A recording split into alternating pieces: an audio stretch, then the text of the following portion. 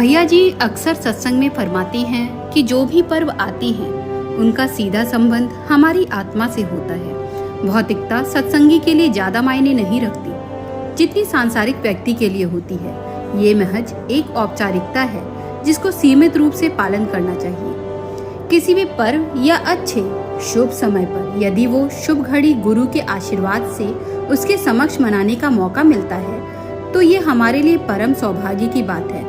पर इस हेतु हमें अपने कर्तव्यों और मर्यादाओं को कभी भूलना नहीं चाहिए। गुरु तो सब कुछ जानता ही है, वो सिर्फ आपके भाव देखता है। जरूरी नहीं कि वो भाव हम प्रकट करके दिखाएं, वो हमारे अंतर्मन की सभी गतिविधियों से परिचित है। फिर क्या फर्क पड़ता है हम प्रत्यक्ष रूप से उन्हें कुछ भेंट करें, ये तो हमारी अपनी मानसिकता है। वास्तव में तो गुरु का इन सब भौतिक वस्तुओं से कोई सरोकार नहीं होता। गुरु को हम क्या भेंट कर सकते हैं? हमारा प्रेम, भाव एवं भक्ति। असल में हम जो उसे दे रहे होते हैं वो सिर्फ हम अपने मन की शांति एवं तसल्ली के लिए कर रहे होते हैं। संत मत में देखा जाए तो वो सब कुछ उसी का है जो उसने हमें दिया। हमें तो अपनी आत्मा की संतुष्टि पर विचार करना चाहिए और वो तभी हो सकती है जब हम उन्हें अपना तन, मन एवं धन सौंप दें, पूर्णतया शरणागत हो जाएं। ऐसी प्रार्थना हमारी होनी चाहिए।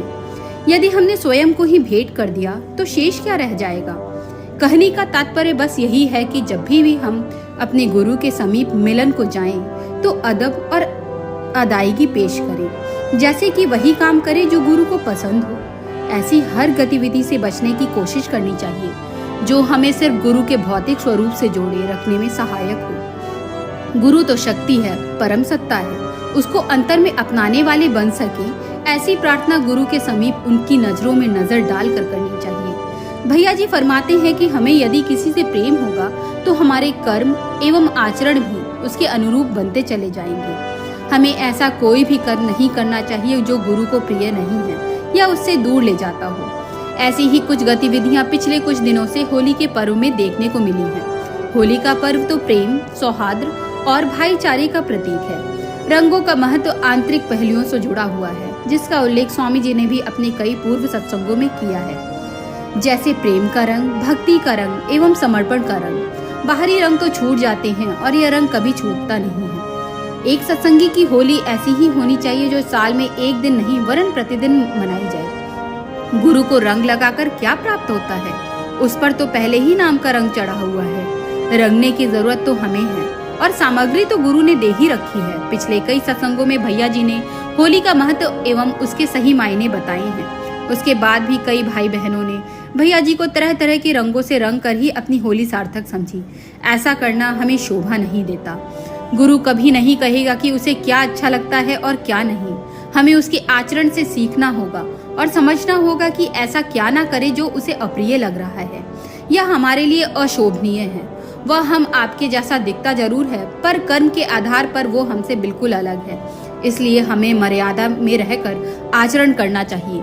लाइव में देखा गया है कि संगत ने भैया जी के बालों पर रंग डाला, चेहरे पर रंग लगाया, जिससे भैया जी के सफेद वस्त्र रंगीन हो गए। सर पर रंग डालने से भैया जी की आंखों पर भी प्रभाव पड़ा होगा। यदि हम अपने इन व्यवहारों पर अंकुश नहीं लगाएंगे तो संभवतः अगली होली तक ये सभी गतिविधियां प्रतिबंधित हो जाएंगी। गुरु की कृपा है कि वे हमें हर दिवाली एवं होली पर दर्शन दे रहे हैं, पर इसका अर्थ ये नहीं है कि हम उसका गलत रूप से फायदा उठाएं। ये स्वाभाविक है कि 10 वर्ष पश्चात हमें भैया जी के दर्शन हुए और हमने अपने भाव उन तक प्रकट किए।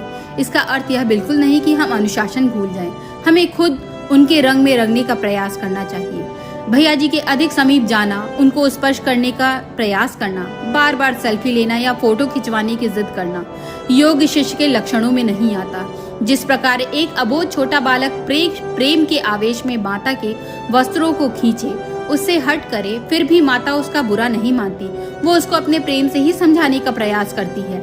इसी प्रकार भैया जी भी अपने प्रेम के बल पर पूरे भारत में सत्संगों के द्वारा अपने सभी अबोध बालकों को समझाने का प्रयत्न लगातार कर रहे हैं। ऐसे में हम बच्चों की क्या जिम्मेदारी बनती है?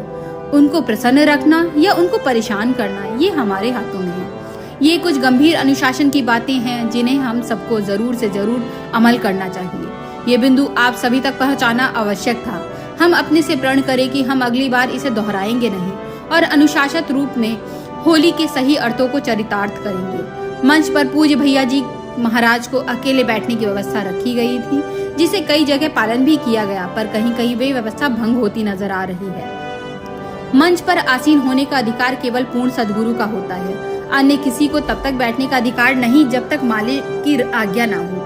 पूज्य भैया जी महाराज जब साथ संगत को दर्शन दे रहे होते हैं तो वहां पर सेवादार भाई बहनों के अलावा अन्य संगत भाई भैया जी को घेर कर इर्द गिर्द खड़ी ना हो, ताकि दूर से बैठी हुई संगत भैया जी के दर्शन कर सके एवं भैया जी की दूरदृष्टि संगत तक जा सके।